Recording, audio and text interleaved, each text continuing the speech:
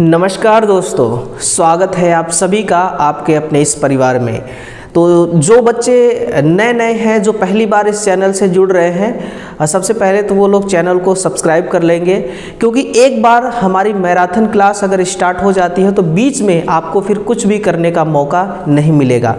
और दूसरी बात कि जो बच्चे डेली रोज़ाना आते हैं इस मैराथन क्लास में शामिल होते हैं, उनको इस क्लास को शेयर करना है और ज़्यादा से ज़्यादा लोगों तक इसको पहुंचाने का प्रयास करना है, क्योंकि ये मैराथन क्लास चल रही है और इस मैराथन क्लास को हमें सफल बनाना है। देखिए, आज का जो मैराथन क्लास है 50 दिन 50 मैराथन, 50 डेज 50 मैराथन में आप सभी का दोस्तों स्वागत है। ये 13 नंबर का, ये 13वीं हमारी मैराथन क्लास होने जा रही है। याद रखिएगा, आज 5 दिसंबर में हम लोग खड़े हैं और सुबह के बज चुकी है 8।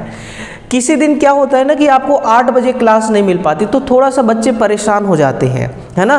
तो 8 बजे अगर क्लास आपको नहीं मिल रही है तो फिर थोड़ा सा इंतज़ार कर लीजिए, क्लासें आपको कुछ टाइम बाद मिल जाती हैं। जैसा कि है ना, कल के दिन में थोड़ा सा लेट हो गया था क्लास हमारी, तो आज ये सारे सवाल रहने वाले हैं। देखो, है ना, मोटर से भी सवाल है, वाइंडिंग का भी है, ट्रांसमिशन लाइन का भी है। एक झलक देख लो, फिर इसका सॉल्यूशन मैं आराम से आपको कराने वाला हूँ।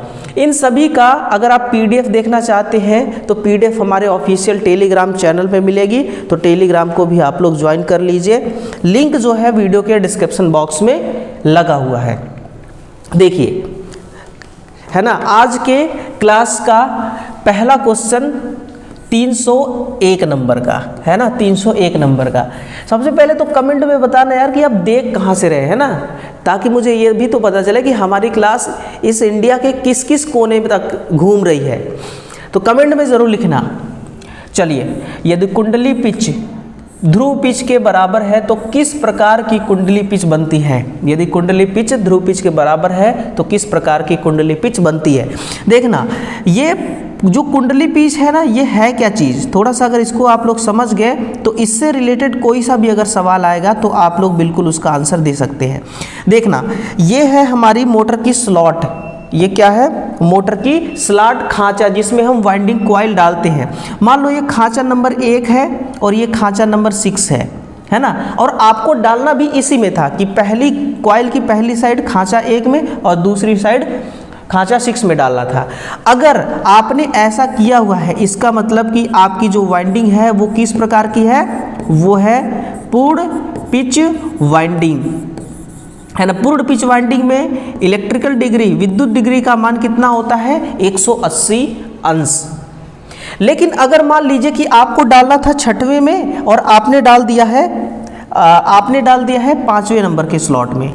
आपने किस में डाल दिया? 5वें नंबर के स्लॉट में। तो उसको फिर हम क्या कहेंगे? उसको कहेंगे शॉर्ट पिच वाइंडिंग, है ना। उसको क्या कहेंगे? Short pitch winding. और शॉर्ट पिच वाइंडिंग में 180 डिग्री से कम होती है विद्युत अंश का मान। लेकिन कई बार मान लो कि हमें पता नहीं है चीज़ें और हम क्या कर दिए, हम इस 6 नंबर पे डालना था इस कॉइल की दूसरी साइड को, लेकिन हमने कहाँ पर डाल दिया? हमने डाल दिया 7वें नंबर पर। हमने कहाँ डाल दिया? 7वें नंबर पर। तो फिर इसको कहेंगे लॉन्ग पिच वाइंडिंग। इसको क्या कही जाएगी? Long pitch winding. और लॉन्ग पिच वाइंडिंग में विद्युत अंश का मान 180 डिग्री से अधिक होता है, 180 डिग्री से अधिक होती है। तो पूरी कहानी देखिए, मैंने आपको बता दिया। और कभी लॉन्ग पिच पे सवाल आएगी, कभी शॉर्ट पिच पे आएगी, कभी पूर्ण पिच पे आएगी। अभी किस पे है? अभी सवाल है आपकी बराबर पे, है ना। तो ये पूर्ण पिच का है। किसका है? ये पूर्ण पिच का है। अगर मैं आपसे कहूं कि पूर्ण पिच वाइंडिंग करी क्यों जाती है, मकसद हमारा क्या होता है, ये भी तो आपको पता होना चाहिए। तो हमारा एक ही मकसद होता है कि हम जो मोटर में आर्मेचर रिएक्शन है ना, मोटर में जो आर्मेचर रिएक्शन होता है इसको हमें समाप्त करना है। आर्मेचर रिएक्शन को समाप्त करने हेतु हम पूर्ण पिच वाइंडिंग करते हैं, है ना। आर्मेचर रिएक्शन को समाप्त करने के लिए पूर्ण पिच वाइंडिंग की जाती है। और पूर्ण पिच वाइंडिंग में ईएमएफ का भी मान अधिक होता है। ईएमएफ का मान इसमें क्या होता है? अधिक। अगर मान लो इन द केस, ऐसा आप सपोज करो कि ये आपसे पूछा गया होता शॉर्ट पिच वाइंडिंग के बारे में, है ना, पूछता शॉर्ट पिच वाइंडिंग के बारे में। तो शॉर्ट पिच वाइंडिंग में हम क्यों करते हैं किसी मोटर में शॉर्ट पिच वाइंडिंग? ताकि हार्मोनिक्स को कम कर सके, है ना, ताकि हार्मोनिक्स को कम किया जा सके या समाप्त किया जा सके। कौन से हार्मोनिक्स को? ईएमएफ, जो ईएमएफ है इलेक्ट्रोमोटिव फोर्स, इसमें हार्मोनिक्स होंगे, इसको समाप्त किया जा सके, यही हमारा टारगेट होता है। क्योंकि अगर हम हार्मोनिक्स को समाप्त करेंगे ना तो इसका मतलब ये होगा कि हम जो कोर में हानि हो रही है उसको कम कर सकते हैं, है ना। कोर हानि को समाप्त करने के लिए, कोर हानि को समाप्त करने हेतु हम शॉर्ट पिच वाइंडिंग करते हैं। समझ में आ गई बात? तो हार्मोनिक्स से हार्मोनिक्स कम होगा, कौन कौन से नंबर का? 5th नंबर का और 7th नंबर का हार्मोनिक्स कम होता है शॉर्ट पिच वाइंडिंग से। इतना जान लो, इतनी अंदर की बात बता रहा हूं मैं। और अगर हार्मोनिक्स कम हो गया तो कोर हानि कम हो जाती है। और पूर्ण पिच वाइंडिंग से क्या होगा? आर्मेचर रिएक्शन कम होती है। अगर आर्मेचर रिएक्शन कम होगा तो ईएमएफ बढ़ेगा, जिससे इसकी दक्षता में वृद्धि होगी। दक्षता क्या होगी? दक्षता में वृद्धि होगी। आंसर ऑप्शन नंबर बी है मेरे भाई। इसी प्रकार से हर सवाल का आपको सॉल्यूशन मिलने वाला है। जितने भी बच्चे नए नए जुड़ रहे हैं इस सेशन में, पहली बार इस चैनल पे आ रहे हैं, तो अपना फीडबैक ज़रूर बताइएगा कि कैसा लग रहा है क्लास और कैसी लग रही है सवाल, है ना। कल के सवाल में एक कमेंट आया था कि सर बिल्कुल एडवांस लेवल का सवाल है और बहुत अच्छा लग रहा है, क्योंकि लो लेवल का सवाल तो हर किसी को आता है।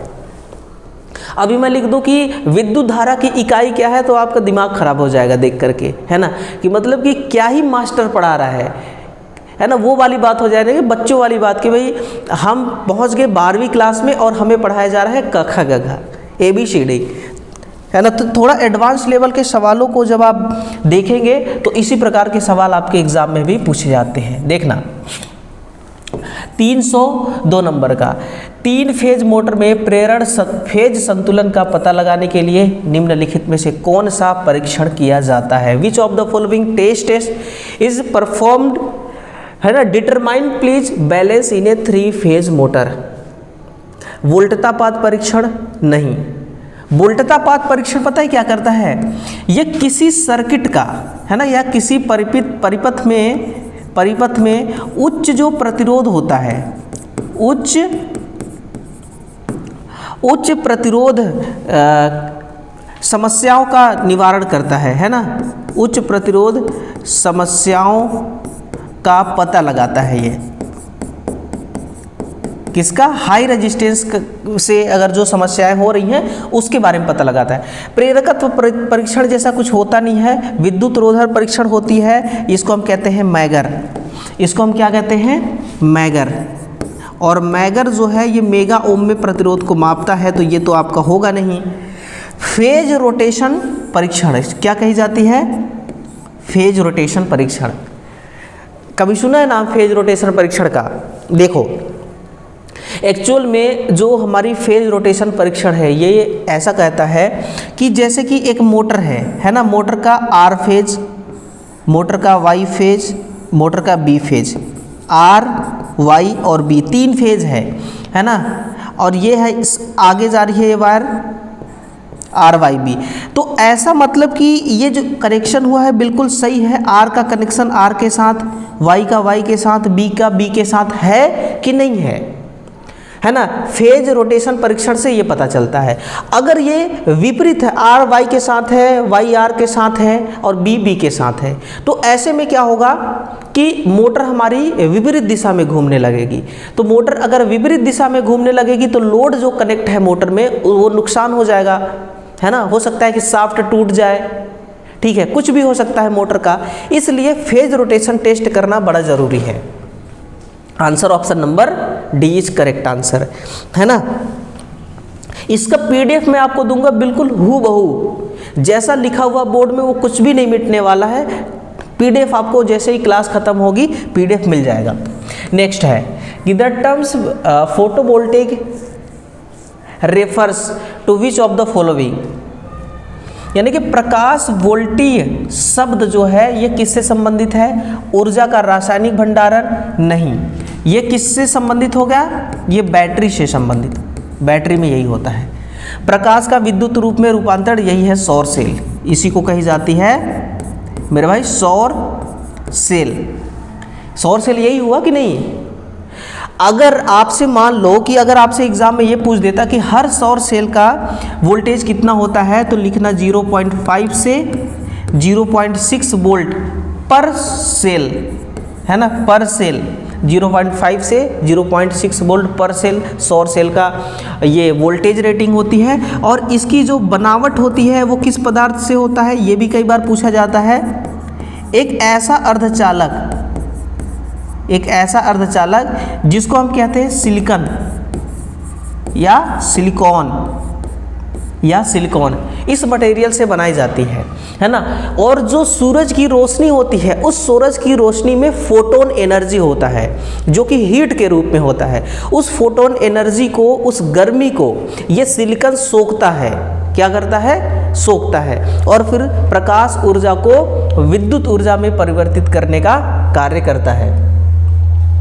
पवन ऊर्जा का उत्पादन ये तो हो गया आपका विंड पावर प्लांट, है ना। विंड संयंत्र में यही होता है, विंड संयंत्र। उष्मा को संग्रहित करने की क्षमता ये आपकी भाप संयंत्र में होती है। किसमें? ये भाप संयंत्र यानी कि एनटीपीसी, जो एनटीपीसी प्लांट होता है उसके अंदर ये क्रिया होती है। तो आंसर ऑप्शन नंबर बी आपका सही हो जाएगा। क्लियर?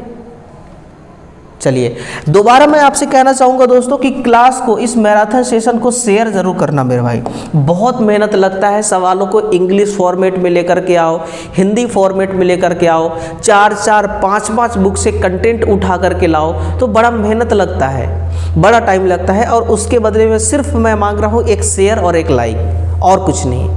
अगर चाहता तो मैं भी इस क्लास को पैड कर देता और बच्चे खूब खरीदते, इस पैड क्लास को खूब लेते। मुझे पता है कि मेरा कंटेंट बच्चों को बहुत अच्छा लगता है ना। जिस हिसाब से कमेंट आते हैं कि सर आपका जो कंटेंट है वो वाकई में बहुत अच्छा रहता है और हर आपका शब्द समझ में आता है। तो ऐसी बात नहीं है कि मेरा कोर्स ना बिकता, बिल्कुल बिकता, लेकिन मैं फ्री में आपको दे रहा हूँ, है ना। नेक्स्ट है कि लैप वाइंडिंग वाली एक डीसी मोटर में यदि 6 पोल हो तो कितने समांतर पथ बनेंगे? तो कितने समांतर पथ बनेंगे? देखना यार, लैप वाइंडिंग में कितना क्या होता है, हमें क्या पता है आज तक कि जो लैप वाइंडिंग है ना, ये लैप वाइंडिंग में समांतर रास्ते कितने होते हैं?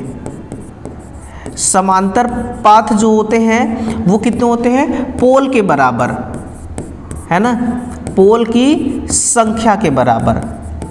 तो पोल की संख्या कितनी है? 6 है ना। पोल की संख्या 6 है, तो समांतर रास्ते कितने हो जाएंगे? 6। Answer option number B, option number B. लेकिन एक बात ये भी जान लो कि जो लैप वाइंडिंग होती है, ये करी कहाँ जाती है ना। लैप वाइंडिंग जो होती है ये करी कहाँ जाती है? तो ये ध्यान देना, ये आर्मेचर में की जाती है। कहाँ पर? आर्मेचर में किया जाता है, आर्मेचर में किया जाता है लैप वाइंडिंग। और दूसरी बात, जो हमारी विद्युत ड्राइव होती है, क्या विद्युत ड्राइव में इस वाइंडिंग का प्रयोग किया जाता है। कहाँ पर करेंगे आप लोग? विद्युत ड्राइव में इस वाइंडिंग का प्रयोग जो है वो किया जाता है। इस वाइंडिंग का प्रयोग होता है। और अगर आपसे पूछा जाए ना कि कितने कैपेसिटी से लेकर के कितने किलोवाट तक की मोटर में इस वाइंडिंग को करते हैं, तो वो भी लिख लो कि अगर 50 किलोवाट है तो 50 किलोवाट से लेकर के 500 किलोवाट तक की मोटर में, है ना, 500 किलोवाट तक की मोटर में ये जो वाइंडिंग है ये की जाती है, ये वाइंडिंग की जाती है। ऐसा नहीं कि किसी भी मोटर में आप लोग कर लो, किसी भी मोटर में नहीं किया जा सकता है ना। और उस मोटर में इसको हम समांतर वाइंडिंग के नाम से भी जानते हैं, है ना, ये भी जान लो, समांतर वाइंडिंग के नाम से जानते हैं। और समांतर पाथ उतने जितने पोल की संख्या। निम्न वोल्टेज जिस मोटर में कैसा हो? वोल्टेज निम्न हो, निम्न वोल्टेज उच्च करंट वाली मोटर में इसका प्रयोग किया जाता है ना, वाली मोटर में इसका प्रयोग जो है वो किया जाता है। तो ये 3-4 चीज़ें हैं, इसको याद रख लेना। समांतर पाथ, निम्न वोल्टेज, उच्च वोल्टेज क्या है मामला और कहाँ पर करी जाती है, आर्मेचर में कि रोटर पे, कम्यूटेटर पे, कहाँ पे, वो याद कर लेना, विद्युत ड्राइव में। और इसकी कैपेसिटी कितने किलोवाट से कितने किलोवाट तक के मोटर में हम इसका प्रयोग करते हैं, तो वो आप लोग ध्यान थोड़ा सा दे लीजिएगा, है ना। अभी देखिए ये मध्य प्रदेश में MPPTCL खड़ी है ना, लाइन अटेंडेंट की वैकेंसी आने वाली है। 26 में ट्रेनिंग ऑफिसर की भी वैकेंसी आएगी। अभी 26 बचा ही कितना है, महीने दिन भी नहीं बचा, महीने दिन ही मान लो, है ना। तो टाइम बहुत कम है मेरे भाई, बिल्कुल ईमानदारी से पढ़ना, बिल्कुल ईमानदारी से, है ना। नहीं लास्ट में जब आपका सिलेक्शन नहीं होगा ना, 1-2 नंबर से रह जाएगा, फिर आप महीनों नहीं सालों तक वैकेंसी का इंतजार करना, फिर डिमोटिवेट होकर के बैठ जाना, फिर बोलना कि यार कुछ नहीं हो सकता हमारा, है ना। तो अभी जी जहान ताबड़तोड़ से मेहनत कर लो, सब कुछ आपके हाथ में है, सब कुछ आपके हाथ में है ना। आप अपने ज़िंदगी का बागडोर अपने ही हाथ में होती है, बनाना और बिगाड़ना। किस उद्देश्य के लिए वायु परिपथ वियोजक को प्राथमिकता दी जाती है, नेक्स्ट है ना। For which purpose is an air circuit breaker preferred, किसके लिए प्रेफर किया जाता है, केवल शॉर्ट ड्यूटी के लिए नहीं, ये पुनरावर्तित ड्यूटी यानी कि रिपीटेटिव ड्यूटी का मतलब ये हुआ, पुनरावृत्ति का मतलब बार बार, इसका मतलब क्या हो गया, बार बार। जैसे कि मान लो एक सर्किट है, किसी परिपथ में फ्यूज हमने लगाया हुआ है, अगर वो फ्यूज गल गई, फ्यूज अगर गल गई या फ्यूज जल गई शॉर्ट सर्किट के समय, तो उस फ्यूज को अब काम में हम नहीं ले सकते, उसको हमें चेंज करना होगा, दूसरा लगाना होगा, रिप्लेस करना होगा। लेकिन जो हमारी सर्किट ब्रेकर होती है, इसको रिप्लेस नहीं किया जाता, इसको रिपेयर किया जाता है। इसको आप रिपेयर करके दोबारा यूज कर सकते हैं, है ना। शॉर्ट सर्किट हुआ, मान लो ख़राब हो गया, MCCB है ख़राब हो गया, रिपेयर करके फिर से यूज़ कर लो। ACB है ख़राब हो गई, फिर से रिपेयर करके यूज़ कर लो। तो ये पुनरावृत्ति ड्यूटी वाली होती है, मतलब कि बार बार इसको प्रयोग में लिया जा सकता है। और ये काम आता है सर्किट जब शॉर्ट होती है ना, शॉर्ट सर्किट में और ओवरलोडिंग दोनों की स्थिति में ये सर्किट को ट्रिप कराता है ना। जब सर्किट हमारी शॉर्ट हो जाती है तब, अब जब सर्किट हमारी ओवरलोड हो जाती है, दोनों के केस में सर्किट ब्रेकर काम आता है और सर्किट को सुरक्षा प्रदान करता है हैवी करंट से। किससे? हैवी करंट से, है ना। चलिए मेरे भाई आगे बढ़ते हैं।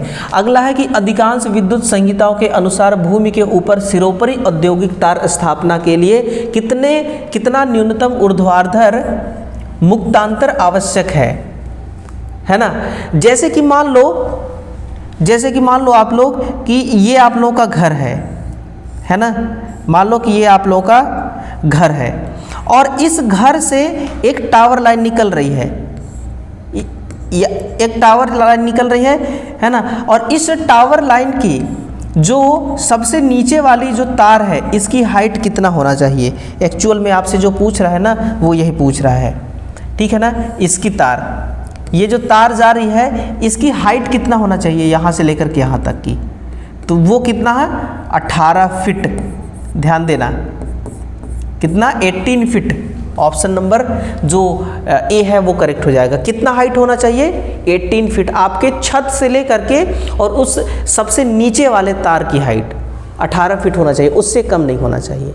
ये विद्युत विभाग ने जो नियम बनाया हुआ है ना, जो अधिकांश विद्युत संहिता के अनुसार जो नियम बना हुआ है, वो यही नियम कहता है कि इससे कम नहीं होना चाहिए और इससे बहुत ज़्यादा भी नहीं होना चाहिए। अगर ज़्यादा आप करेंगे ना, तो ये जो पोल है, टावर है, इसकी हाइट बढ़ाना पड़ेगा। और पोल की हाइट बढ़ाने का मतलब कि खर्चा ज़्यादा, है ना, इसकी कॉस्ट जो है वो ज़्यादा हो जाएगी। इसलिए हर चीज़ का ध्यान देना है, बेमतलब का न तो ज़्यादा बढ़ाना है और ना ही कम करना है। कम करने से तो खतरा ही है और ज़्यादा करने से कॉस्ट है ज़्यादा। ट्रांसफार्मर का विपरीत परिपथ परीक्षण करने का उद्देश्य क्या है। विपरीत का मतलब क्या हुआ, ओपन सर्किट टेस्ट। क्या हुआ? Open circuit test. देखिए यार, ओपन सर्किट टेस्ट को थोड़ा सा आपको समझना होगा, है ना, कि ओपन सर्किट टेस्ट का डायग्राम रहता कैसा है। यहाँ पर आप लोग का रहेगा एक ओपन सर्किट में जो वोल्टेज चलेगी उस वोल्टेज को मापने के लिए वोल्ट मीटर, और यहाँ पर वाट मीटर, वाट मीटर का सीसी और वाट मीटर का पीसी, दोनों कॉइल ऐसे, है ना। अब ये डायरेक्ट कनेक्ट होगी ट्रांसफार्मर के साथ। ये किसके साथ? ट्रांसफार्मर के साथ, है ना। ये स्टेप अप ट्रांसफार्मर है, ऐसा मान के चलो, ये स्टेप अप ट्रांसफार्मर है ना। अब ये है हाई वोल्टेज साइड, क्योंकि टर्न अधिक है, ये हाई वोल्टेज साइड है, और ये है लो वोल्टेज साइड, है ना। ये है LV, लो वोल्टेज साइड। यहाँ पर हम ऑटो ट्रांसफार्मर के द्वारा रेटेड वोल्टेज और रेटेड फ्रीक्वेंसी देंगे, रेटेड वोल्टेज और रेटेड फ्रीक्वेंसी की सप्लाई देंगे। अब देखिए, अगर आपसे ये पूछ देना कि ओपन सर्किट टेस्ट में किस साइड ओपन रखा जाता है, किस साइड शॉर्ट रखा जाता है, तो ओपन हाई वोल्टेज साइड रखा जाएगा, ओपन हाई वोल्टेज साइड रखा जाएगा। लो वोल्टेज साइड सप्लाई इसलिए देते हैं कि जो हम मेज़र करेंगे, करंट वोल्टेज जो भी हम मेज़र करना है, पावर, वो अगर लो वोल्टेज साइड लगाएंगे ना उस मीटर को, तो कम मान वाले मीटर भी हम यहाँ पर लगा करके और मापन कर सकते हैं। हाई वोल्टेज साइड लगाते तो हाई वोल्टेज को सहने के लिए उसके अनुसार हमें उच्च मान वाला उपकरण लगाना होता, ठीक है। इसलिए ये इसका डायग्राम, ये क्या है? Watt meter. ये क्या है? वाट मीटर, जो कि पावर मापेगा। जो ओपन सर्किट टेस्ट होता है, इससे हमें क्या पता चलता है? शून्य लोड पर हानि कितना हो रही है और कोर हानि कितना हो रही है, इसका हमें पता चलता है, इसका हमें पता चलता है। अब आपको ये भी बात बहुत अच्छी तरह से पता है कि जो लॉस होता है, कोर हानि, ये दो प्रकार के होते हैं, है ना। हम ये जानना चाहते हैं कि जो कोर हानि है ये किस किस फैक्टर पे ज़्यादा प्रभावित होता है। यानी कि जो आपका हिस्टैरिसीस हानि है उसका फॉर्मूला क्या होता है ना, फ्लक्स डेंसिटी जो है F इंटू V, और एडी करंट लॉस में क्या होता है? F square into T square. तो कुल मिलाकर के आप देख रहे हैं कि दोनों में फ्रीक्वेंसी और फ्लक्स आ रहा है, दोनों में फ्लक्स डेंसिटी आ रही है, ये फ्लक्स और फ्रीक्वेंसी, इसमें भी फ्लक्स फ्रीक्वेंसी। तो अगर इन दोनों राशियों को हम स्थिर कर दें तो हमारा कोर हानि कम हो सकता है। तो फ्लक्स तो हमारा वैसे भी स्थिर रहता है, और जो फ्रीक्वेंसी है उसको हमने ऑटो ट्रांसफार्मर के माध्यम से रेटेड फ्रीक्वेंसी देने का प्रयास किया हुआ है ना। तब हम मापन करते हैं तो देखते हैं कि कोर हानि का मान शून्य भार पर कितना आता है। इस प्रकार से आपकी टेस्टिंग जो है वो की जाती है। पर्पज हमारा एक ही होता है कि शून्य लोड पर कितना पावर का लॉस हो रहा है, हिस्टैरिसीस हानि और एडी करंट हानि के द्वारा। हिस्टैरिसीस हानि क्या करता है? कोर हानि ये क्या करता है? एडी करंट हानि उष्मा उत्पन्न करता है बेवजह, है ना, बेवजह उष्मा उत्पन्न करता है। क्लियर? आगे समझ में? ऑप्शन नंबर जो बी है, शून्य लोड हानि या क्रोड हानि का निर्धारण करना, क्योंकि नो लोड पर भी नो लोड करंट चलती है, और वो जो नो लोड करंट होती है वो लैगिंग पावर फैक्टर वाली करंट होती है, इसलिए ट्रांसफार्मर का पावर फैक्टर हमेशा लैगिंग होता है। समझ में आ गई बात, है ना? बिल्कुल। जो बच्चे बोलते हैं ना सर कि आपके मुंह से निकला हुआ हर एक शब्द हमें समझ में आता है क्योंकि आप इतना क्लियर हिंदी बोलते हैं, तो उनको तो ज़रूर समझ में आ गया होगा, ठीक है ना। देख लो यार, आगे बढ़ते हैं, है ना, सेशन को थोड़ा थोड़ा आगे बढ़ाते रहेंगे।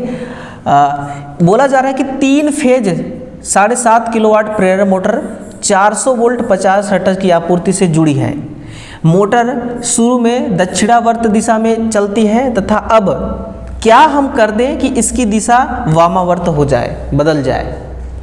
तीनों फेज वायरों को आपस में बदल दें? नहीं, तीनों फेज को नहीं बदलना है, किसी भी 2 फेज को आपस में बदले बिना नहीं।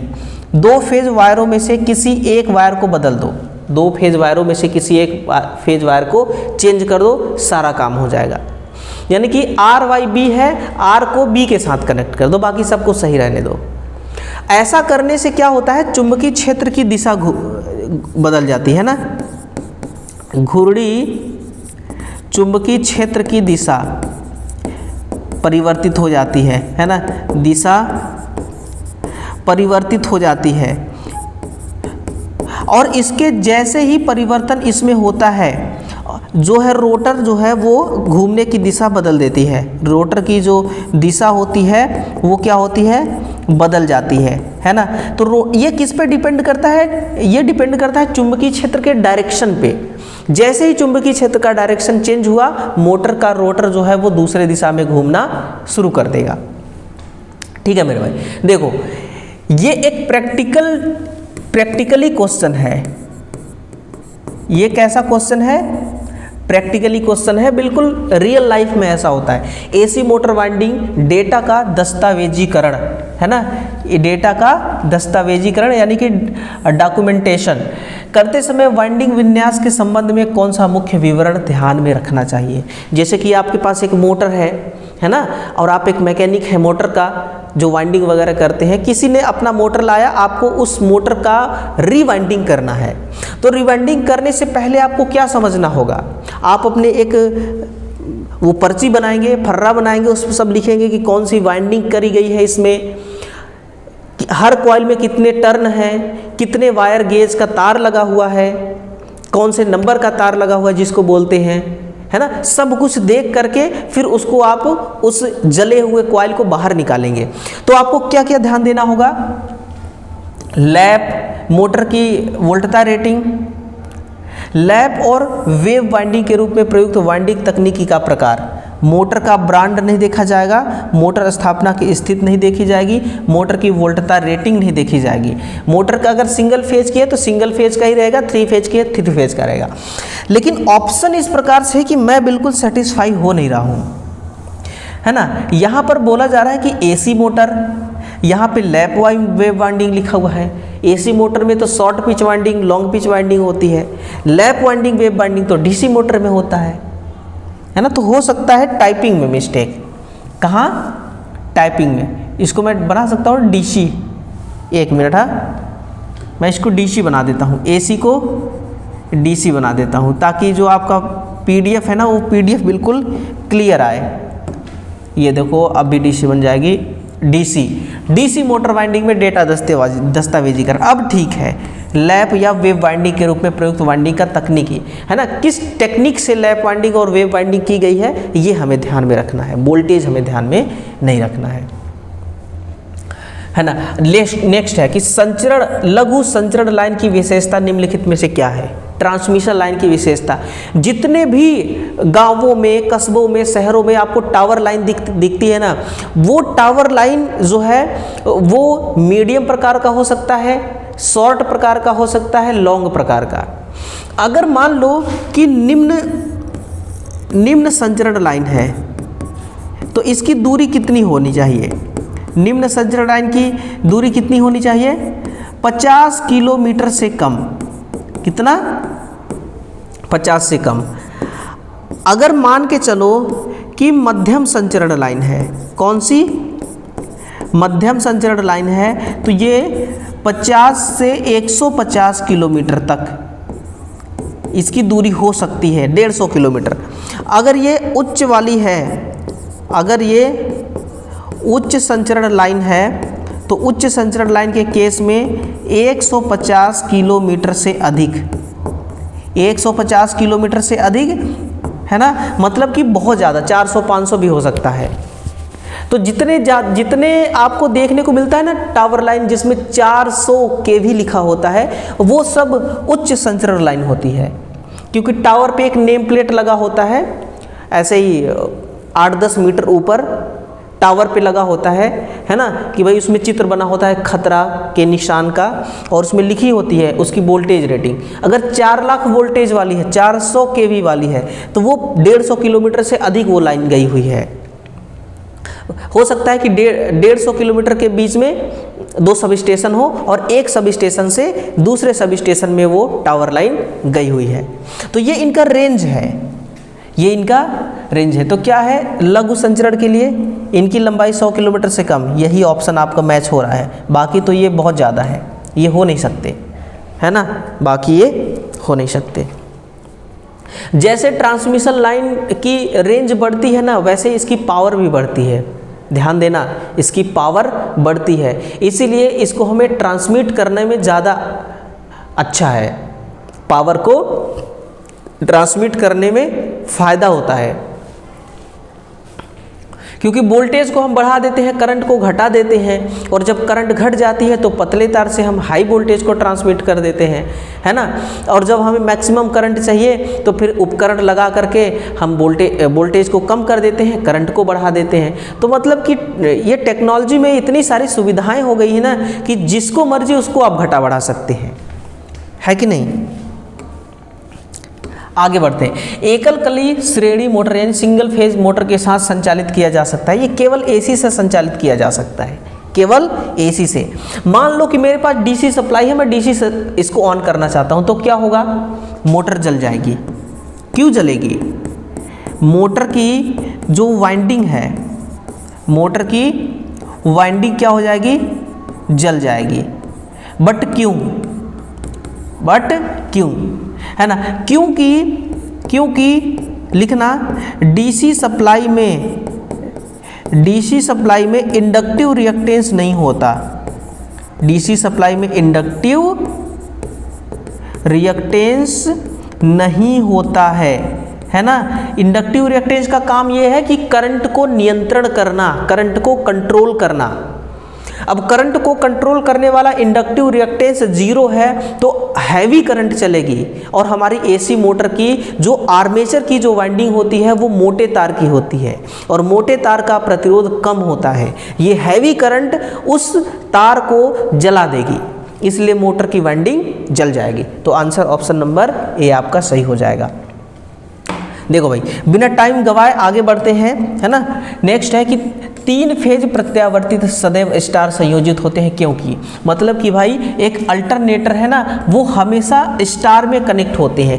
रीज़न बताओ, रीज़न आपसे पूछा गया।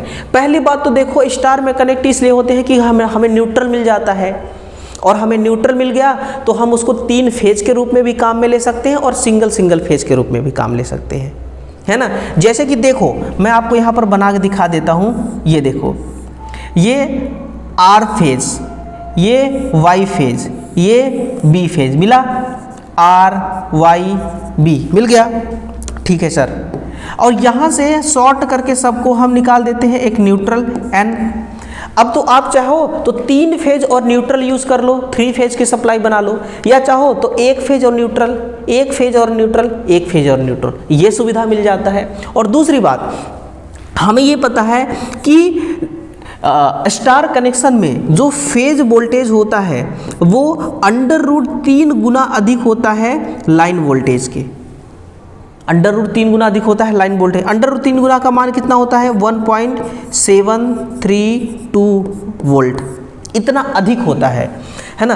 तार के ऑप्शन क्या है कि तार के कम फेरों की आवश्यकता होती है, नहीं। छोटे चालक का उपयोग किया जा सकता है, नहीं। उच्चतर टर्मिनल वोल्टेज प्राप्त की जा सकती है, यानी कि हाई आउटपुट में हमें हाई वोल्टेज मिलेगा, आउटपुट में हमें हाई वोल्टेज मिलेगा, इसलिए हम स्टार को ज़्यादा प्रेफर करते हैं और स्टार कनेक्शन हमेशा होते हैं अल्टरनेटर में। और दूसरी बात यह भी है कि न्यूट्रल भी हमें प्राप्त हो जाता है, वरना हमें न्यूट्रल कैसे मिलेगा, ठीक है ना। 3 फेज प्रेरण मोटर द्वारा विकसित बलाघूर्ण निम्नलिखित में से किस कारक पर सबसे कम निर्भर करता है ना। ये जो 3 फेज मोटर का जो टॉर्क है, विकसित बलाघूर्ण है, ये कौन सा बलाघूर्ण होगा, रोटर टॉर्क। कौन सा, रोटर टॉर्क, है ना। या फिर रहने दो, विकसित टॉर्क, यानी कि डेवलप टॉर्क जो है वो अंदर का ही टॉर्क है, वो जो बाहर देखना। टॉर्क कितने प्रकार के होते हैं, एक साफ्ट टॉर्क होता है जिसको बीएचपी कहा जाता है, ब्रेक हार्स पावर। एक आईएचपी होता है, इंडिकेटिंग हार्स पावर, यानी कि जो अंदर डेवलप हुआ है। तो ये विकसित विकसित बला गुण यानी कि जो अंदर कॉइल में डेवलप हुआ है, अब वो जो वाइंडिंग में पावर जनरेट हुआ है वो हमें शाफ्ट में चाहिए मैकेनिकल रूप से, उसको हम BHP कहते हैं। तो ये अंदर जो डेवलप हुआ है वो वाली टार्क है। तो ये किस किस कारक पर डिपेंड करता है? रोटर के EMF पर डिपेंड करता है। यहाँ पर बोला जा रहा है कि सबसे कम निर्भर करता है, रोटर के EMF से ही तो ये बना हुआ है, तो ये करता है।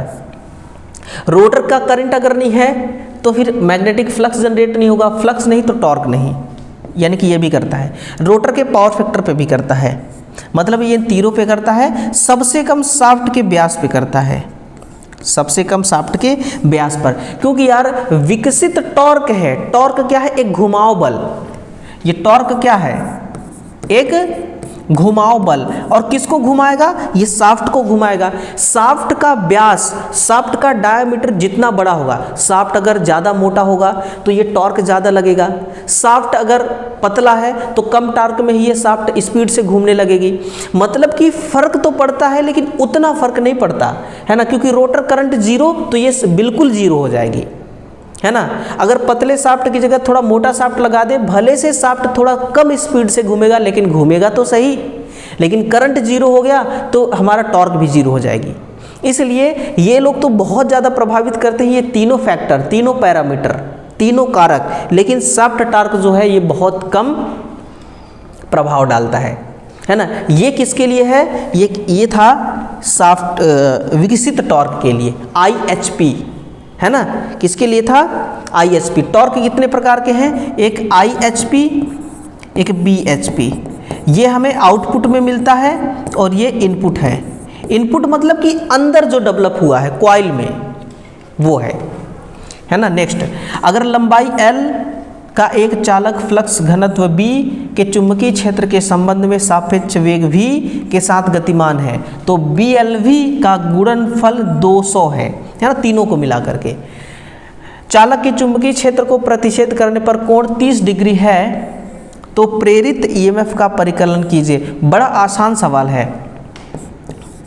BLV sine theta, BLV sine theta, यही ना होता है EMF बराबर, ठीक है, EMF बराबर BLV 200 है, गुणे साइन थीटा कितना है? 30।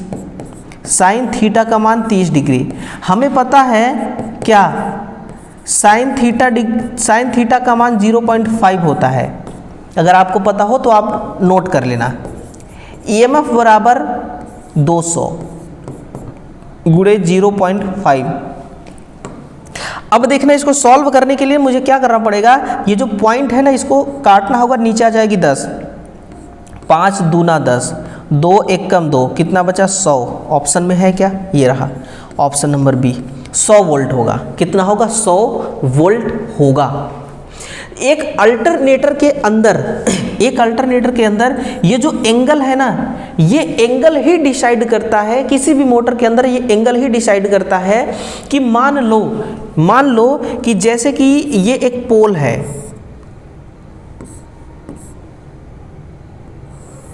ना, ये क्या है? ये एक पोल है एक जनरेटर के अंदर, और इस पे वाइंडिंग लपेटी गई है इस प्रकार से, है ना। ये क्या करी गई है? वाइंडिंग लपेटी गई है। तो इसमें आपको एक बात ध्यान रखना होगा कि जब हमने वाइंडिंग लपेटा और इसको सप्लाई दे दिया, सप्लाई देते ही क्या होगा कि इसमें चुंबकीय क्षेत्र उत्पन्न हो जाएगा जो कि N से S की तरफ जाएगा, ऐसे, है ना, N से S की तरफ जाएगा। अब इसमें जो हम कंडक्टर इंसर्ट करा रहे हैं, उस कंडक्टर का और ये चुंबकीय क्षेत्र का जो एंगल बनेगा वो 30 डिग्री एंगल पर है। मान लो कि 30 डिग्री एंगल नहीं, 90 डिग्री एंगल होती है। मान लो कि 90 डिग्री एंगल बन रही है, ऐसे कॉइल हमारी ऐसे ही होती है, ऐसे, है ना। तो ये इन दोनों के बीच में 90 डिग्री का जब एंगल बनेगा तो मैक्सिमम EMF उत्पन्न होगा, क्योंकि चुंबकीय क्षेत्र और इस कंडक्टर के बीच में जो लिंक हो रहा है वो लिंक 100% हो रहा है, है ना, इसलिए मैक्सिमम से अधिक ईएमएफ उत्पन्न होगा, अधिक से अधिक वोल्टेज उत्पन्न होगा। वोल्टेज किस पे डिपेंड कर रहा है कि इन दोनों का कोण कितना डिग्री है ना। बोल रहा है कि चालक यानी कि ये वाली चालक और चुंबकीय क्षेत्र, ये वाली चुंबकीय क्षेत्र के बीच में जो प्रतिच्छेद हो रहा है, के बीच में जो क्या हो रहा है, प्रतिच्छेद हो रहा है, तो वो प्रतिच्छेद का एंगल कितना है ना, वही डिपेंड करता है। अगर 180 डिग्री एंगल है तो 0 डिग्री मतलब कि 0 वोल्ट उत्पन्न होगा, कुछ उत्पन्न नहीं होगा, है ना। प्रेरित ईएमएफ का मान 100 वोल्ट होगा। चलिए नेक्स्ट है, जब दो प्रत्यावर्ती समांतर क्रम में प्रचालित हो तो निम्नलिखित में से कौन सा कारक समान रहता है, कौन सा कारक समान रहता है। आवृत्ति और फेज अनुक्रम दोनों समान रहेंगे, है ना, आवृत्ति और फेज अनुक्रम दोनों समान रहेंगे। इम्पीडेंस समान नहीं रहता, इम्पीडेंस और केवीए रेटिंग दोनों, इम्पीडेंस और केवीए रेटिंग समान हो ऐसा जरूरी नहीं है ना, समान हो ऐसा जरूरी नहीं है। अगर इम्पीडेंस मैच हो जाता है तो अच्छी बात है, केवीए रेटिंग मैच हो जाती है तो अच्छी बात है, लेकिन अगर एक अल्टरनेटर को हम सिंक्रोनाइज कर रहे हैं, समांतर का मतलब क्या हुआ, सिंक्रोनाइज करना, सिंक्रोनाइज करना, है ना। सिंक्रोनाइज हम कर रहे हैं डिमांड को पूरा करने के लिए, तो अगर हम सिंक्रोनाइज कर रहे हैं तो कौन कौन सी राशि जो है वो मैच होना चाहिए, है ना, ये आपसे पूछा गया है।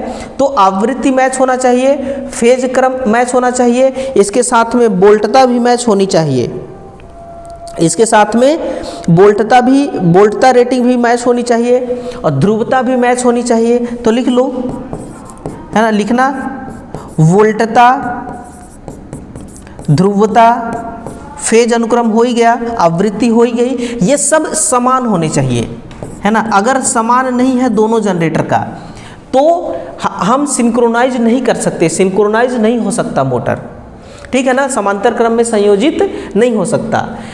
प्रतिबाधा यानी इम्पीडेंस कोई ज़रूरी नहीं है कि दोनों जनरेटर का मैच हो, केवीए रेटिंग कोई ज़रूरी नहीं है दोनों जनरेटर का मैच हो, इसलिए answer option number D correct हो जाएगा। ओके, आंसर डी जो है वो करेक्ट रहेगा। ठीक है मेरे भाई, आगे बढ़ जाएं। नेक्स्ट है कि which of the following is the primary case of failure of an SF6 circuit breaker, SF6 circuit breaker. देखना जितने भी सर्किट ब्रेकर है ना, MCB से लेकर के MCB, MCCB, RCCB, RCD, ये तो सब वैसे हैं लीकेज के लिए, लेकिन जो सर्किट को ब्रेक कराने वाले हैं वो सारे सर्किट ब्रेकर, चाहे ऑयल सर्किट ब्रेकर हो, चाहे आपका वैक्यूम सर्किट ब्रेकर हो, चाहे एयर ब्लास्ट सर्किट ब्रेकर हो, ABCB, उन सबसे हैवी जो होता है वो SF6 सर्किट ब्रेकर होती है ना, सल्फर हेक्सा फ्लोराइड गैस, ये वाली। अगर मान लो कि ये सर्किट ब्रेकर अगर फेल्योर हो जाती है, विफल हो जाती है, तो उसका पहला रीज़न क्या है, पहला रीज़न यही है कि जो गैस है, गैस की सांद्रता, है ना, गैस का जो कंसंट्रेशन है वो, और गैस का जो प्रेशर है, गैस का कंसंट्रेशन, सांद्रता और गैस का जो प्रेशर है, वो दोनों अगर कम है तो हमारी सर्किट ब्रेकर फेल्योर हो जाएगी। फेल्योर होने का मतलब क्या है, आर्क का समन न कर पाना, है ना, आर्क का समन न कर पाना, यही होता है फेल्योर का मतलब। अब समन का मतलब बुझाना, मतलब आर्क को ये नहीं बुझा पाएगी, और जो सर्किट ब्रेकर आर्क को नहीं बुझा पा रही है तो फिर वो सर्किट ब्रेकर सर्किट को सुरक्षा कैसे दे सकती है, नहीं दे सकती। और जब सर्किट ब्रेकर हो करके सर्किट की सुरक्षा नहीं कर सकता तो उसको हम फेल्योर नहीं तो और क्या बोलेंगे, सक्सेसफुल बोलेंगे नहीं। तो SF6 जो है ये सल्फर हेक्सा फ्लोराइड इसका नाम है, लिख लो, sulphur hexafluoride, sulphur hexafluoride circuit breaker. इसके अंदर जो गैस भरी होती है ना वो सल्फर वाली गैस भरी होती है। आंसर ऑप्शन नंबर सी आपका करेक्ट हो जाएगा। नेक्स्ट देखना कि what type of feedback is commonly use in DC drives to maintain constant speed under varying load conditions, मतलब कि विभिन्न लोड, अलग अलग लोड के कंडीशन में बोल रहा है कि विभिन्न लोड परिस्थितियों के अंतर्गत नियत चाल बनाए रखने के लिए, है ना। कई बार मान लो कि हम हैवी लोड जोड़ दिए, कई बार हम कम लोड जोड़ रहे हैं, या फिर अलग अलग प्रकार के लोड जोड़ रहे हैं, लेकिन हमारी मोटर की जो चाल है, जो स्पीड है, वो कैसा हो, कांस्टेंट हो। वो कैसा हो, कांस्टेंट स्पीड हो, है ना। ऐसा स्पीड बनाए रखने के लिए हम डीसी ड्राइव में सामान्यतः किस प्रकार के पुनर्निवेशन का उपयोग करेंगे, ये एक ही है जिसको टैकोमीटर कहा जाता है ना, चाल पुनर्निवेशन। ये काम कैसे करता है, ये देखना, ये काम ऐसे करता है कि मोटर का जो वास्तविक गति होती है, मोटर की जो वास्तविक गति होती है, उस गति को क्या करता है, मापता है, वास्तविक गति को मापता है। और जो एडवांस गति है, एक्स्ट्रा गति, वांछनीय गति, अवांछनीय गति सॉरी, है ना। जैसे कि मोटर को चलना चाहिए 3000 आरपीएम पर, अगर 2 पोल का है, लेकिन मोटर हमारी चल रही है मान लो कि 3200 आरपीएम पे चल रही है, तो टैको जनरेटर क्या करेगा कि पहले इसके वास्तविक गति को मापेगा, फिर जो एडवांस में जो गति चल रही है उस गति के साथ इसका अंतर कर देगा। अंतर जब होगा उसको पता चलेगा कि कितना आरपीएम एक्स्ट्रा घूम रहा है हमारी मोटर, तो फिर ये क्या करेगा कि जो आर्मेचर में वोल्टेज है, क्या है, आर्मेचर में जो वोल्टेज है, इस आर्मेचर वोल्टेज को कंट्रोल करेगा, आर्मेचर वोल्टेज को नियंत्रित कर ये चाल को कम करता है, यानी कि स्पीड को ये घटा देता है। क्योंकि जो डीसी ड्राइव है, डीसी मोटर के जो आर्मेचर वाइंडिंग में जो वोल्टेज है ना, उस वोल्टेज को ये कम करेगा और कम करके मोटर की स्पीड को कम करेगा। क्योंकि हमारी जो मोटर है उसकी स्पीड जितनी एक्चुअल में होना चाहिए उससे ज़्यादा स्पीड पे चल रही है ना।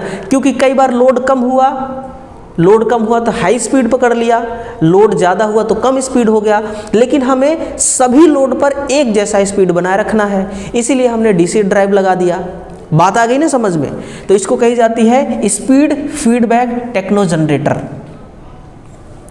स्पीड फीडबैक टेक्नो जनरेटर इसको कहा जाता है ना। आई होप कि समझ में आ गया होगा आप लोगों को। हर एक सवाल का देखो इतना डिटेल में बता रहा हूँ आपको, इतना डिटेल बता रहा हूँ कि कुछ इसमें शेष रह ही नहीं जा रहा है ना। पूरा A to Z आपको दे रहा हूँ, A to Z, ना अपने पास कुछ बचा रहा हूँ ना इस सवाल में कुछ बच रहा है, सब कुछ डिलीवर कर दे रहा हूँ मैं।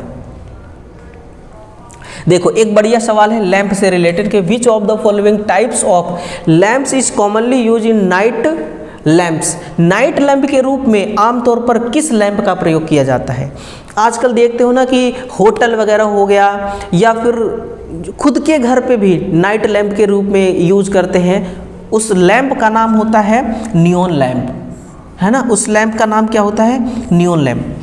देखना अगर एग्जाम में आपसे कभी ये पूछ दे कि नियॉन लैंप का दूसरा नाम क्या है तो लिख देना इसको हम ग्लो लैंप कहते हैं, इसको ग्लो लैंप के नाम से भी जानते हैं। और सबसे बड़ी इसकी जो कमी है कि वो प्रकाश व्यवस्था में यूज नहीं कर सकते इसको हम, है ना।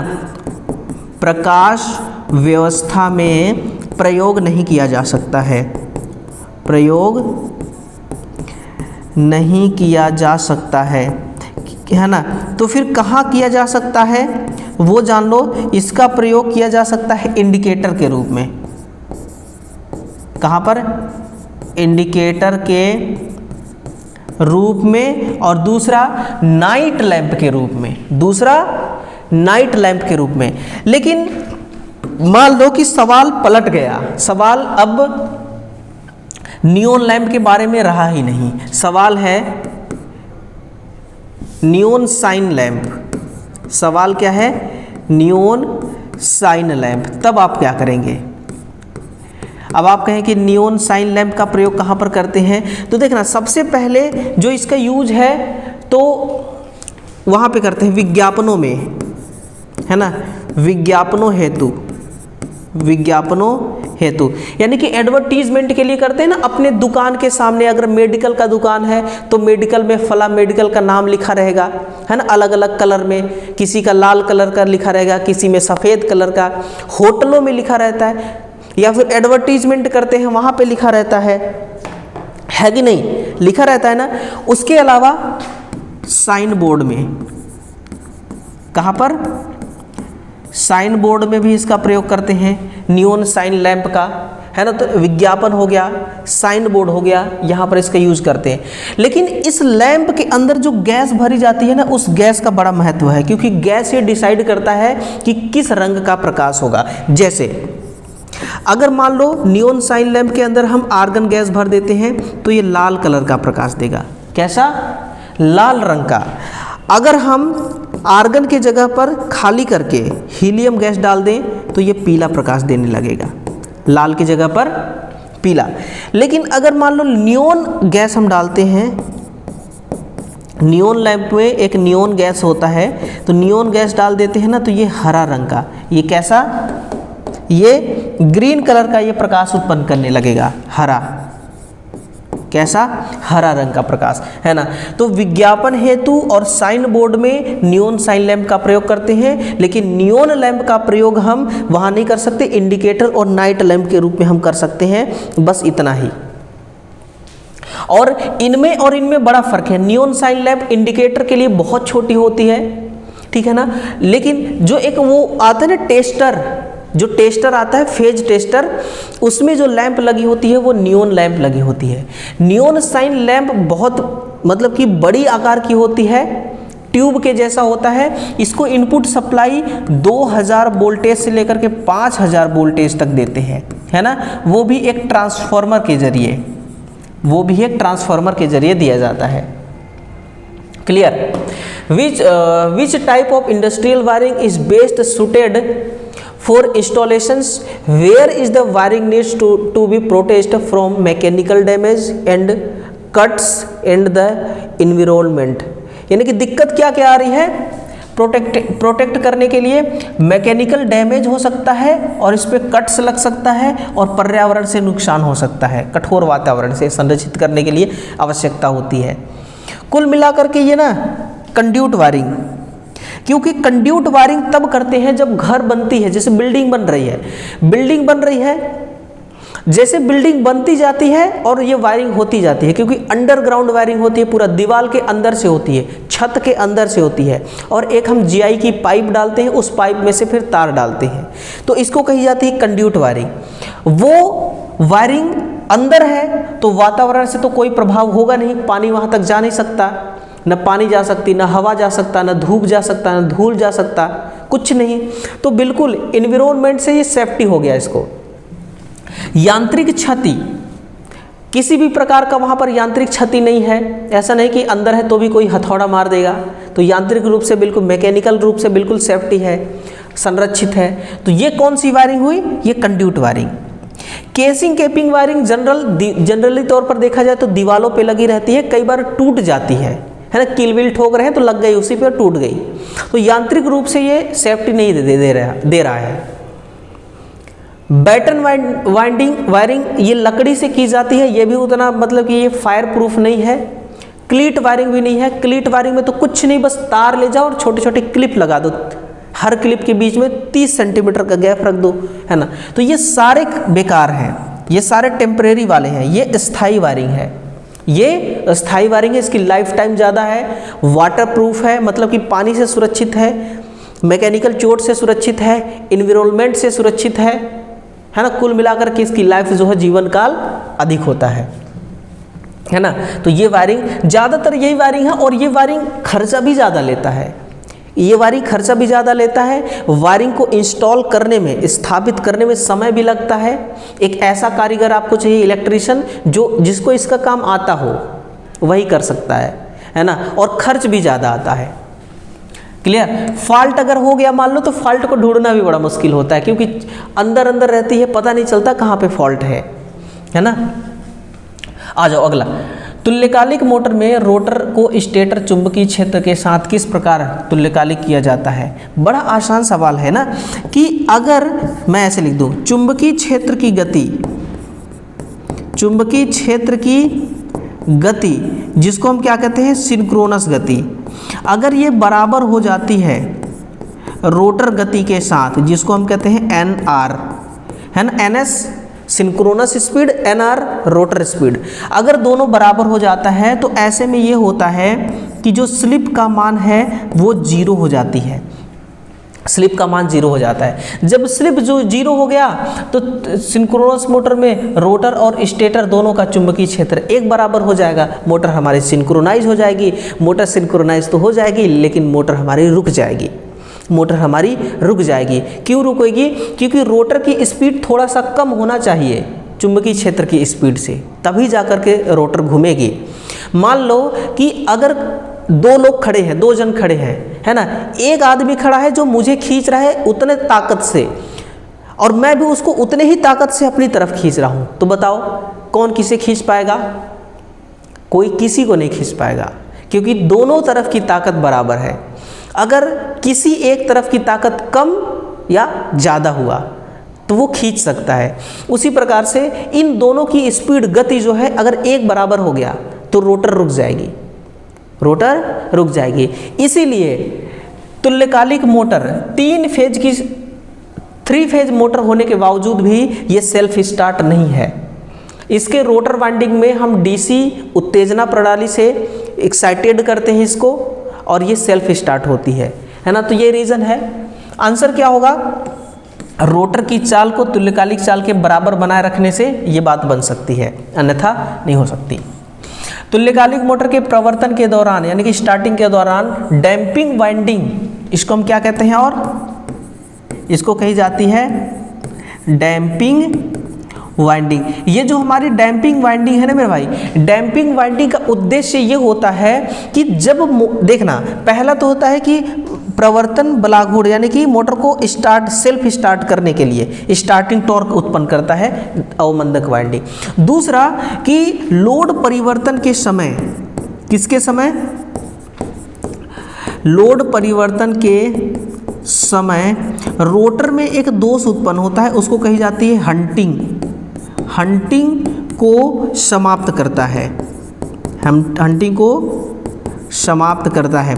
यानी कि जब इस मोटर में लोड परिवर्तित होगा, लोड कम होगा, लोड ज़्यादा होगा, या लोड चेंज करेंगे, रिप्लेस करेंगे, कुछ करते हैं, तो इसके जो रोटर है, मान लो कि हमारी जो रोटर है वो घूम रही है, मान लो 1000 आरपीएम की स्पीड से, 1 मिनट में 1000 आरपीएम घूम रही है। अचानक से लोड कम हो गया और ये 1000 की जगह 1500 आरपीएम पे घूमने लगा, है ना। तो रोटर जो है ये क्या होगा, ये अचानक से रोटर क्या होगा, अचानक से अपनी गति को बढ़ाएगा, और जब अचानक से अपनी गति को बढ़ाएगा तो वो हंट करने लगेगा। क्या होगा? हंट। उस हंट को, वो एक प्रभाव है, उसको खत्म करने के लिए हम डैम्पिंग वाइंडिंग का प्रयोग करते हैं, है ना।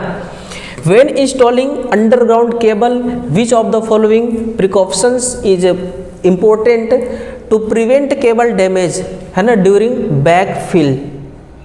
पृष्ठ भरण के दौरान केबल को हानि होने वाली क्षति को रोकने के लिए, है ना, भूमिगत केबल स्थापित करते समय कौन सी सावधानी महत्वपूर्ण है?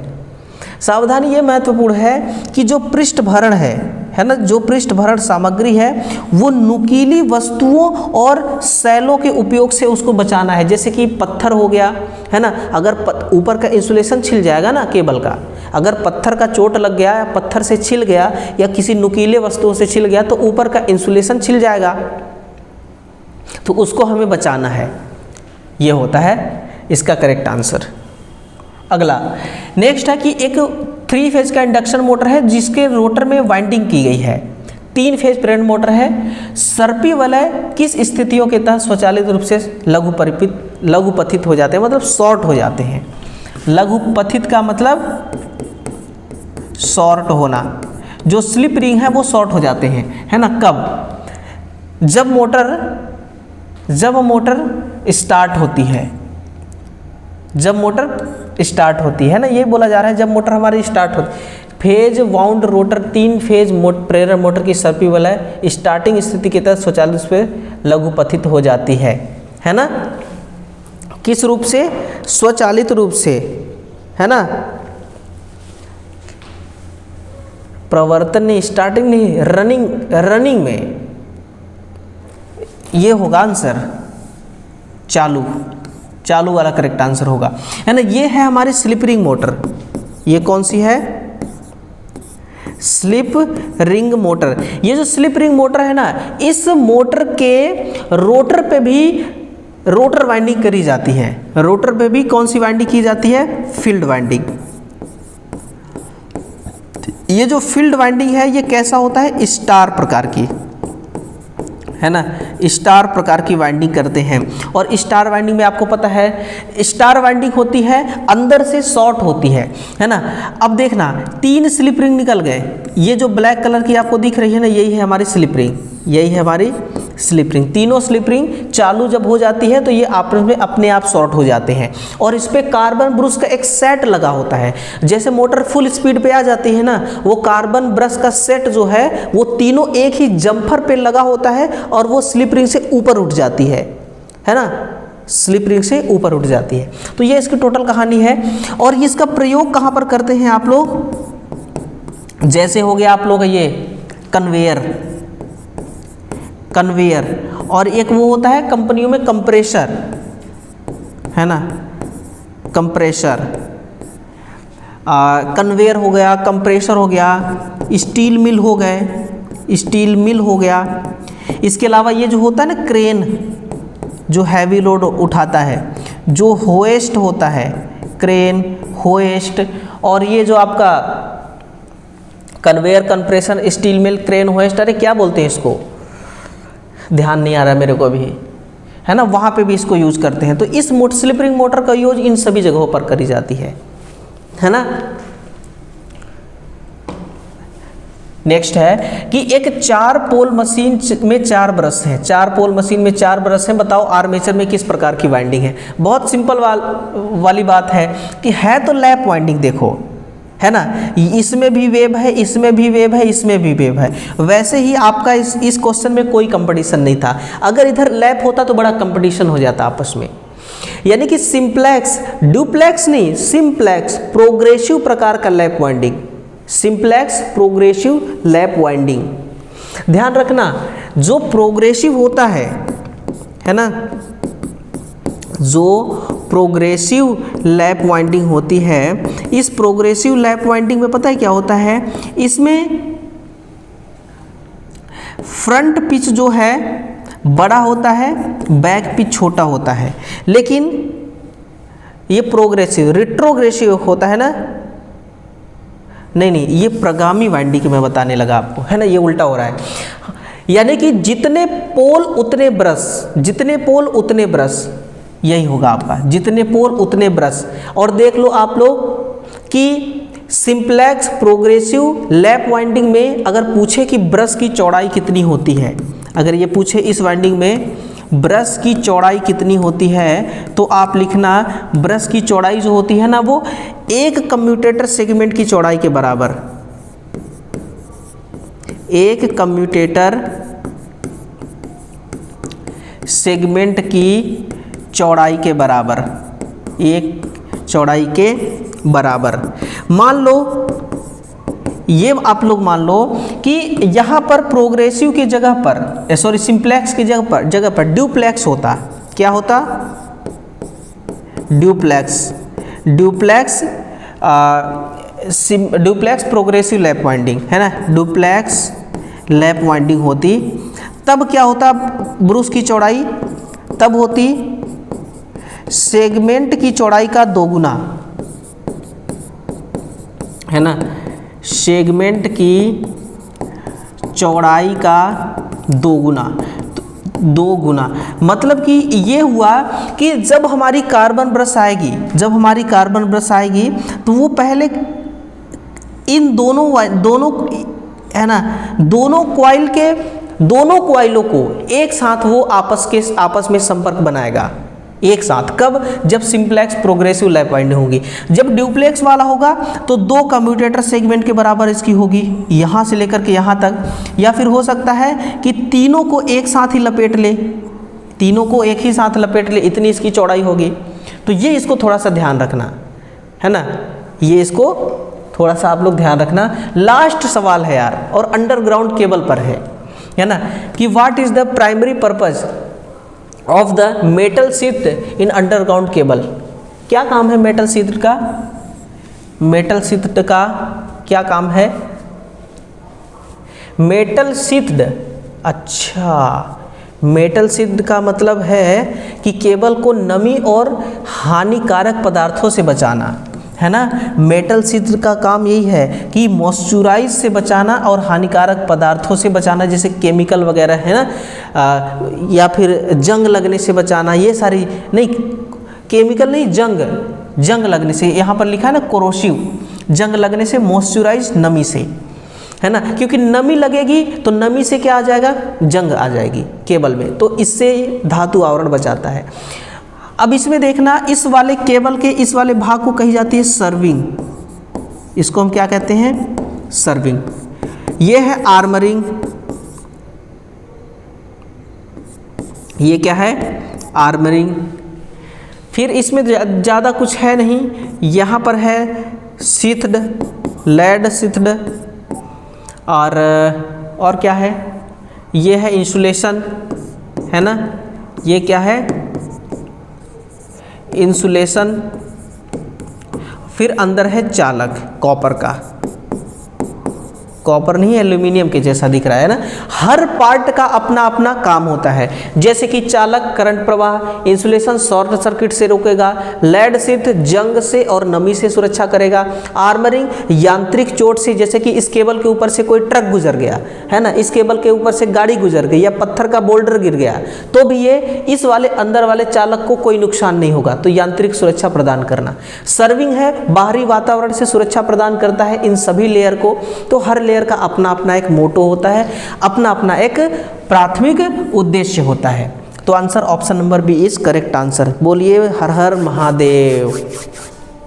खत्म हो गया मैराथन क्लास, 25 सवाल खत्म कर दिए हमने, है ना। सारे जो हमने सॉल्यूशन कराया हुआ है ना, ये सब का आपको मिलेगा पीडीएफ। और पीडीएफ देखना आपको कहाँ पे मिलेगी, मैं फिर से आपको बताना चाहूँगा, ये हमारा जो टेलीग्राम चैनल है ना। बहुत से बच्चे टेलीग्राम जानते ही नहीं क्या होता है। तो टेलीग्राम एक ऐप्स होता है, उसको डाउनलोड करना पड़ता है प्ले स्टोर से। प्ले स्टोर से डाउनलोड करिए और वहाँ पे इस वीडियो के डिस्क्रिप्शन बॉक्स में हमारे इस चैनल का, जैसे यूट्यूब पे चैनल होता है ना, ऐसे टेलीग्राम पे हमने चैनल बनाया हुआ है। तो टेलीग्राम पे चैनल का नाम है नीमी टेक्निकल क्लासेस। वहाँ पे सर्च आप करेंगे तो हमारी चैनल आएगी, ऐसा लोगो लगा होगा, और वहाँ पे आपको डेली की क्लास मिलेगा, वैकेंसी का नोटिफिकेशन आएगा तो मिलेगा, भर्ती का नोटिफिकेशन, सिलेबस, कुछ भी जो भी चीज़ें आती हैं, नोटिस वगैरह सब कुछ वहीं डाली जाती है, और साथ में डेली क्लास का पीडीएफ, है ना। अब आपको समझ में आ गया होगा कि टेलीग्राम किस चिड़िया का नाम है, ठीक है। तो टेलीग्राम को आप लोग ज्वाइन कर लो।